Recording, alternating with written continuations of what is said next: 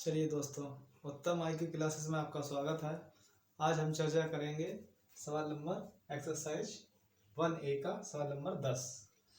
तो सवाल नंबर 10 क्या कहता है, दिखाइए कि किसी धनात्मक पूर्णांक का घन 9m, 9m plus 1, 9m plus 8 होता है। अच्छा, पिछले सवाल में क्या था कि वहां लिखा था पूर्णांक का वर्ग, इसमें है घन। तो उसी तरीके से लगाना है, केवल घन का यूज करेंगे। देखते हैं कैसे लगाया जाता है। चूंकि ये एक्सरसाइज यूक्लिड विभाजन प्रमेय पर ही आधारित है, तो यूक्लिड विभाजन प्रमेय आपको पता है क्या होना चाहिए, a बराबर बी क्यू प्लस आर। ये तो है यूक्लिड विभाजन प्रमेय। तो पहले आपको क्या प्रूव करना है, 9m। उसके बाद क्या प्रूव करना है, 9m प्लस 1। उसके बाद क्या, 9m प्लस 8। तो चलिए पहले हम आपको ये प्रूव करके दिखाते हैं, 9m प्लस 9m केवल। तो अब क्या करेंगे, पहले माना कि आप भाजक मानिएगा, भाजक माना कि भाजक। अब भाजक, तो भाजक का मतलब बी बी मानेंगे, तो यहाँ ये भाज्य, भाजक, भागफल, शेषफल। तो भाजक क्या, 3। ठीक, क्योंकि अब पूछ सकते हैं आप 3 क्यों माना, और भी कुछ मान सकते थे। पिछले सवाल में भी वर्ग था, उसमें आपने 3 मान लिया, क्यों माना 3? चूंकि ऐसा है कि इसका एक ऐसी संख्या जो इसे विभाजित करते, छोटी से छोटी 3 ही है वो जो इसे विभाजित करते।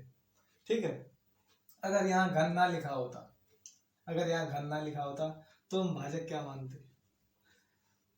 अगर घन ना होता, सिर्फ केवल मतलब लिखा होता कि धनात्मक पूर्णांक, ठीक है, और घन ना लिखा होता तो हम नहीं मानते। लेकिन चूंकि वर्ग या घन है तो हम छोटी छोटी संख्या मानेंगे। जब उसका वर्ग होगा या घन होगा तो वो यहाँ तक पहुंच जाएगी ऑटोमेटिक।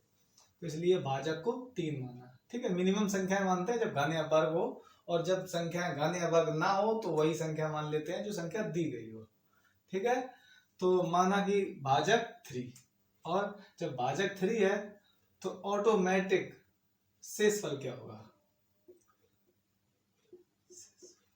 ठीक है, शेषफल क्या होगा, शेषफल भाजक से छोटा होता है। तो भाजक से छोटी संख्या कौन कौन सी, भाजक क्या है 3। 3 से छोटी संख्या कौन कौन सी है, 3 से छोटी संख्या 0 है, और क्या है 1 है, और क्या है 2 है। ठीक है, छोटी बताया गया। अगर 3 नहीं हो सकता क्योंकि 3 बराबर हो जाएगा, मैंने कहा कि भाजक से छोटी संख्या है। तो ये शेषफल मुझे मिल गया, शेषफल मुझे 3 मिली, 3 ही आपको आंसर चाहिए। ठीक है, और भाजक आपने 1 मान लिया। ठीक है, भाजक आपने माना, शेषफल आपको ऑटो। अगर भाजक कह देते 6 तो क्या होता शेषफल 0 1 2 3 4 5। ठीक है, और अगर भाजक कह देते हम 3 तो आई, अगर 2 कह देते तो 0 और 1 तो नहीं हो सकता था। तो आपको भाजक मान लेना है और भागफल उससे कम हो जाता है। ठीक है, अब हम प्रूफ करें, अब देखते हैं सवाल को कैसे लगाना है। तो ये आपको, ये तो यूक्लिड विभाजन प्रमेय है। अब पहले हम शेषफल 0 पुट करेंगे इसमें। तो क्या आपको a इक्वल टू v की वैल्यू क्या है 3 इंटू क्यू प्लस r की वैल्यू क्या है आपके पास 0। ठीक है, ये तो हर जगह रखेंगे, फर्स्ट इसे रखेंगे फर्स्ट। ठीक है, फर्स्ट इसे रखेंगे, फिर सेकंड में से, थर्ड इसे। तो आपने फर्स्ट प्रूफ करने के लिए फर्स्ट शेषफल लिया, और भाजक तो आपके पास 3 ही है। सभी इक्वेशंस में भाजक 3 ही यूज होगा। तो आप क्या करेंगे, a इक्वल टू 3q। ठीक है, आपके पास ये आया, तो आप लिख सकते हैं, माना नहीं अभी नहीं, देखो क्या दिया गया, घन। ठीक है, घन ही दिया गया तो घन करिए आप, दोनों पक्षों का घन करने पर। अगर घन दिया गया है तो आपके इक्वेशंस का घन भी करना है। ठीक है, तो दोनों पक्षों का घन करने पर, दोनों पक्षों का घन करने पर, ऐसा हर एक इक्वेशंस में आप जो भी करें, वर्ग करें दोनों पक्षों को करें, घन करें दोनों पक्षों को करें, दोनों पक्षों में आप कुछ भी कर सकते हैं, 2 जोड़ सकते हैं दोनों पक्षों में, दोनों पक्षों में 2 का भाग कर सकते हैं। अब वो घन पूछ रहा था तो हमने दोनों पक्षों का घन कर दिया। संतुलन बनाने के लिए दोनों पक्षों का करना पड़ता है। ऐसा ना, कभी कभी क्या करते हैं बच्चे, एक पक्ष का घन कर देते हैं, इसका नहीं करते हैं, ऐसा नहीं हो सकता। दोनों पक्षों का आपको करना पड़ेगा। दोनों पक्षों का घन किया आपने तो क्या होगा, ए क्यू, इधर का हुआ, इधर का घन 3 का क्यू तो 27, और क्यू का क्यू। ठीक है, तो आपको ये मिल गया a Q equal to 27 q cube. अब आप क्या करेंगे, आपको चाहिए आंसर m में, हमने निकाला q में, तो ये q क्वाड्रेंट होता है जिसे भागफल कहते हैं।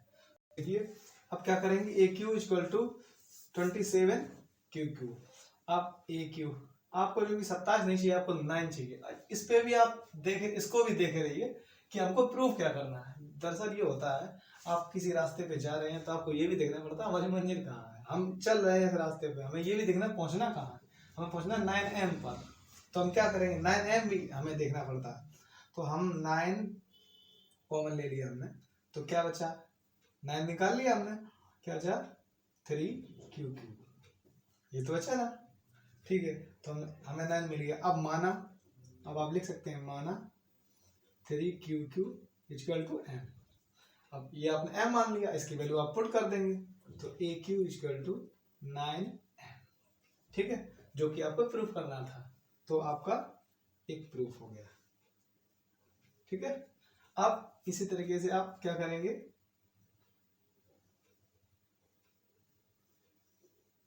इसे प्रूफ करेंगे। इसे कैसे, ये फर्स्ट प्रूफ हो गया, अब सेकंड आप कैसे प्रूफ करेंगे, इजी है उसी तरीके से। क्या आपके पास इक्वेशंस है, क्या equations, a equal to b Q plus r, a equal to v की वैल्यू क्या आपके पास, वी 3 माना ना, भाजक है, तो 3 क्यू प्लस आर। अब पहले के लिए आपके पास आर 0 था, दूसरे इक्वेशन के लिए आपके पास आर 1 है, जब तीसरा इक्वेशन बनाएंगे उसके पास आपके पास आर 2 है। ठीक है, तो शेष फल ये ना, इसी से तो हमको ये वैल्यू प्राप्त होंगी, तो क्या 1। अब आपको इतना मिल गया।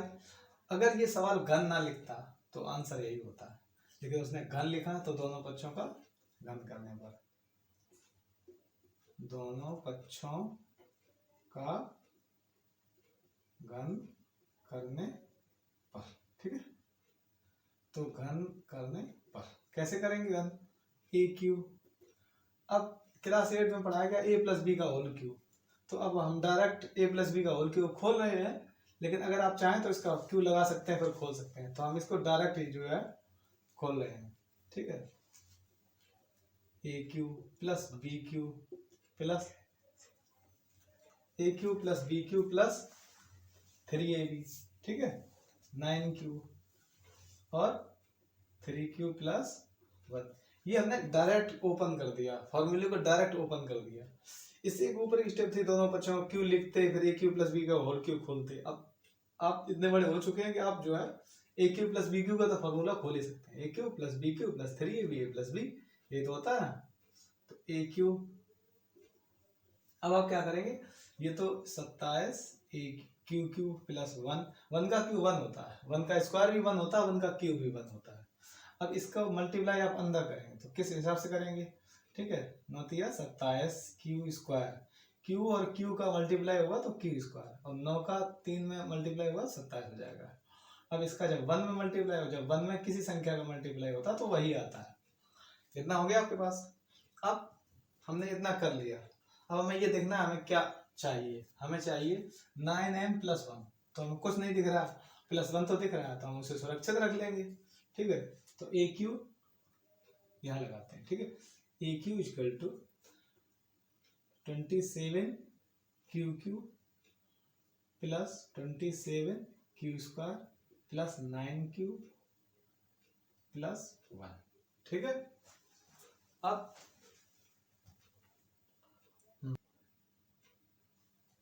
हाँ चलिए देखते हैं। अब क्यों ये आ गया, 1 को सुरक्षित आपने कर लिया, चूंकि 1 आपको चाहिए। अब कोई भी प्रूफ वाला सवाल आपको लगाना है तो आपको लगाना भी है, प्लस उधर भी देखना है कि हमको प्रूफ करना क्या है। अगर उसमें से कुछ संख्या प्रूफ हो गई तो उसे सुरक्षित करते जाओ, लास्ट में पूरा सवाल आ जाता है, इस पे ध्यान देना है। ठीक है, तो ए क्यू इक्वल टू, अब ये इसमें क्या कॉमन है, मतलब कॉमन का मतलब हमें क्या चाहिए, 9m प्लस 1, तो हमने 1 को सुरक्षित कर दिया। ठीक है, हमें 1 मिल गया। अब हमें 9 और चाहिए, इसमें से 9 और निकाल लो। ठीक है, बाकी क्या बचा, 3q plus 3q square plus q plus 1। ठीक है, अब अगर आप देखें अब इसको अगर आप m माने तो पूरा, हाँ देखिए q q a Q equal to, इसमें लिखना है आपको, माना इस संख्या को आप m मान लीजिए, 3qq plus 3q² plus q equal to m। जब आपने इसको m मान लिया, आप पुट कर दीजिए m, a Q equal to 9m plus 1। यही तो आपको प्रूफ करना था, सेकेंड वाला प्रूफ हो गया। इसी प्रकार से आप थर्ड प्रूफ कर सकते हैं। चलिए बताते हैं थर्ड को।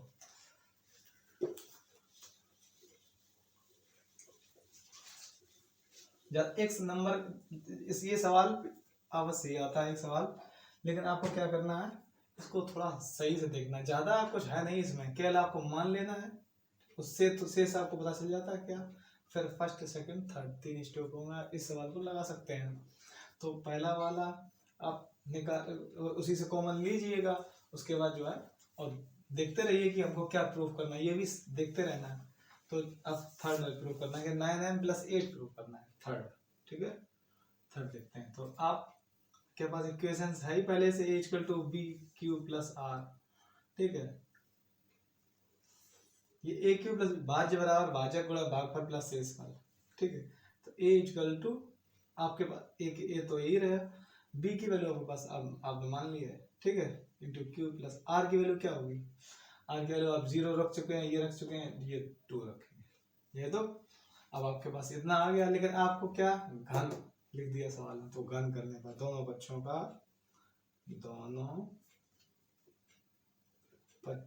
का घन करने पर। ठीक है, तो कैसे घन करेंगे दोनों पक्षों का, a Q equal to 3q plus 2 का होल क्यूब। ठीक है, तो करिए ए क्यू इक्वल टू, इसका करेंगे a cube plus b Q plus 3ab plus b, यही तो होता ना। तो इसका करेंगे 3 का 27 हो जाएगा, क्यूब क्यू हो जाएगा, प्लस 2 का करेंगे तो 8 हो जाएगा, इसका 3ab तो 18 क्यूब। ठीक है, 3 दिन तक 9 18। ठीक है, अब a plus B 3q plus 2, यही तो। अब और इसे थोड़ा सॉल्व करिए, 27 ए क्यू क्यू प्लस 8 प्लस, ठीक है, अंदर मल्टीप्लाई करेंगे। ठीक है, 18 3 54 क्यू स्क्वायर प्लस 18 दूनी 36 क्यू, यही तो। अब देखते हैं आगे, आपके पास आया q a Q equal to, ठीक है, वही सवाल है, यहां से लगा रहे हैं ए क्यू इक्वल टू। अब आपको 8 चाहिए। किसी भी प्रूफ वाले सवाल में आप बीच बीच में ये भी देखते रहिए कि हमको प्रूफ क्या करना है। हमें 8 चाहिए और इसमें भी 8 है, तो आप उसे सुरक्षित कर लें, लास्ट में ले जाए, लास्ट में है ना, लास्ट में ले जाओ। 27 q cube plus 54 Q square plus 36 Q plus 8। या आप चलो आपने उस तरफ नहीं देखा, तो आप एक बात और याद रखिए, कम पावर के, ज्यादा पावर से कम पावर की तरफ संख्या को लिखिए। Q square power 1 without power अचर संख्या। ठीक है, तो ज्यादा पावर से कम पावर की तरफ ले जाइए। ये भी रूल्स है, आप संख्याओं को ऐसे लिखेंगे, अलजेब्रा में ये रूल्स है, संख्याओं को लिखने का तरीका यही है कि आप पावरों को कम करते चले जाएं। ठीक है, तो ये भी तरीका है। तो आप अगर आपको उस बार नहीं देखना है तो आप इस तरीके से, या फिर आप उधर देखते रहिए, ये आगे पीछे हो जाए तो इतनी बड़ी प्रॉब्लम नहीं है, लेकिन हमें जो प्रूव करना है वो मेन लक्ष्य होता है। अब क्या करेंगे आप, 8 तो आपको चाहिए और 9 और चाहिए, तो 9 कॉमन ले लो। ठीक है, 9 जो आप कॉमन लेंगे तो कितना, स्मॉल कोष्टक बनाएंगे यहाँ। ठीक है, तो 9 3 27, 6 9 में 54 और 9 चौको 36 प्लस 8। सवाल प्रूफ हो चुका है। अगर आप इसे आप m मान लें तो पूरा हो गया 9m प्लस 8। तो माना, ऐसे सवालों को आप पीछे देखिए, माना m equal to 3q plus 6q square plus 4q। जब आप इसे m मान लेंगे तो क्या हो जाएगा आपके पास, a q equal to 9m plus 8। ठीक है, अब आप लिख सकते हैं अतः अतः किसी धनात्मक पूर्णांक का घन 9m + 9m + 1 9m + 8 होता है। ठीक है, आप लिख लीजिएगा, सवाल सॉल्व हो गया। चलिए दोस्तों देखते हैं एक्सरसाइज 1A का सवाल नंबर 11। तो जैसा कि आप पहले देख चुके हैं कि इन संख्याओं का HCF ज्ञात कीजिए। यूक्लिड विभाजित जो प्रमेय है वो HCF पर ही है, LCM पर नहीं है। तो जहां यूक्लिड विभाजित प्रमेय आ जाए वहां आपको HCF करना है। कोई संख्या दी जाए उसमें अधिक से अधिक या महत्तम लिखा हो तो भी आपको HCF ही करना है। ठीक है, तो आप क्या करेंगे, इसका इन तीनों का HCF करेंगे। HCF करने का क्या तरीका बताया मैंने, भाग विधि से आप HCF कर दीजिए, कोई प्रॉब्लम नहीं है, वो सही माना जाएगा। अच्छा, एक और समस्या रहती है, बच्चे सोचते हैं कि जब पेपर हो हमारा हम उसमें क्वेश्चन नोट करें या ना करें। आपको बिल्कुल भी क्वेश्चन नोट करने की जरूरत नहीं है। अगर आप चाहें तो हिंट ले सकते हैं। जैसे मैंने सवाल, आप बुक में देखना तो अलग तरीके से लिखा होगा, लेकिन मैंने सवाल की हिंट ले ली है कि मुझे क्या जो जरूरत है वो मैंने ले लिया, और बाकी हम सवाल को सॉल्व करेंगे। क्या जरूरत है कि हम पूरा सवाल नोट करें। ऐसे ही आप पेपरों में जब आप जाना तो आप हिंट ले सकते हैं, पूरा सवाल नोट करने की जरूरत नहीं है। तो आप क्या करेंगे, लगाने का तरीका बताते हैं। सबसे पहले आप बड़ी संख्या देख लीजिए। बड़ी संख्या कौन सी है, 600। ठीक है, लास्ट की संख्या हमेशा बताती है कौन सी संख्या बड़ी है। और लास्ट की संख्या होती क्या है, संख्या कहाँ से स्टार्ट होती है। इसमें पहली संख्या कौन सी है, कोई बता सकता है इसमें पहली संख्या कौन सी है। पहली संख्या बता क्या, ये है पहली संख्या। इकाई यहीं से तो पढ़ते हो, इकाई का मतलब एक, पहली संख्या। इकाई, दहाई, सैकड़ा। ठीक है, तो यहाँ से संख्या स्टार्ट होती है, ना कि यहाँ से। यहाँ से स्टार्ट नहीं होती है संख्या, यह संख्या होती है यहाँ से स्टार्ट। ये फर्स्ट संख्या, फर्स्ट नंबर है। ठीक है, ये बच्चों को बहुत प्रॉब्लम रहती है कि फर्स्ट नंबर क्या है। फर्स्ट नंबर ये है, लास्ट से संख्या स्टार्ट होती है वो पहला अंक है, इसीलिए इकाई यहाँ से पढ़ते हैं ना कि यहाँ से। तो सबसे पहले क्या करेंगे, लास्ट की संख्या क्या है, 9, 6। लास्ट की संख्या क्या है, 5। लास्ट की संख्या क्या है, 4। कौन सी संख्या बड़ी हुई, 6, यानी कि तो यही संख्या बड़ी है, 6, 9। अब कौन सी संख्या बड़ी है, इन दोनों में कौन सी संख्या बड़ी है, ये तो बड़ी है ना, 5 बड़ा है ना 4 से, तो 5 को नोट कर लो। दो बड़ी संख्याएं ले लेंगे आप और उनका HCF निकालेंगे, फर्स्ट रूल यही है। तो आप क्या करेंगे, अब हमें नहीं पता ये किससे कटेगा। आप क्या करेंगे कि पहला देख लीजिए। तो क्या 5 का टेबल 2 बार पढ़ेंगे 10 हो जाएगा, ज़्यादा हो जाएगा, तो 5 बन जाए 5, यानी कि एक बार जाएगा ये। एक बार जब आप मल्टीप्लाई करेंगे ना तो ये आ जाएगा। ये तो अब माइनस करेंगे, तो माइनस करने से कितना आएगा बता सकता है कोई। यहाँ हो जाएगा 13 तो हो जाएगा, और ये कितना हो जाएगा 6 बचेगा। यहाँ कितना 8, अब 8 में से 6 जाएंगे, कितने बचेंगे 2।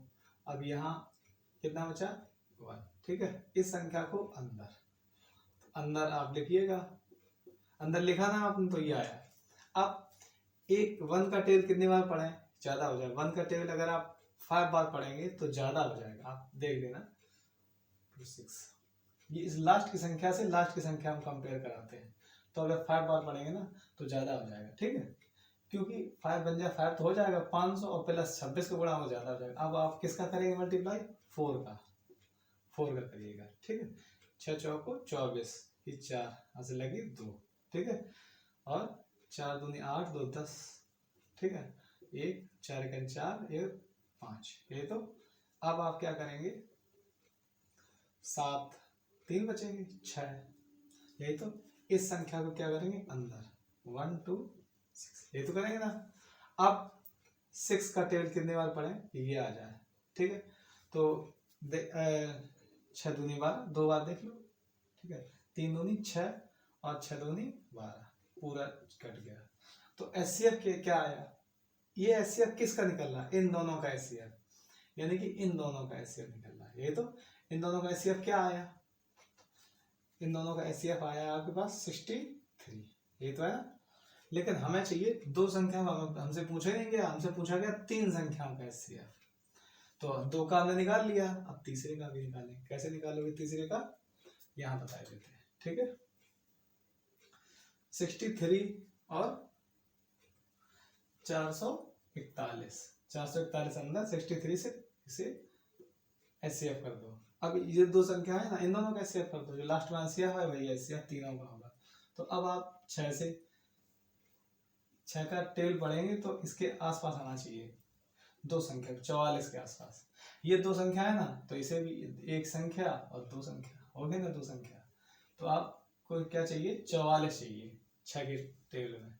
तो 6 36 और 7 6 42, 7 से काटो, 7 3 21 के, यहाँ से लगी 2, 7 6 42 45 44, देखो कट गया ना। ठीक, तो आपका HCF कितना आया, HCF इक्वल टू कितना आया, 63, ये आंसर होगा। आप समझ रहे हैं ना बात को।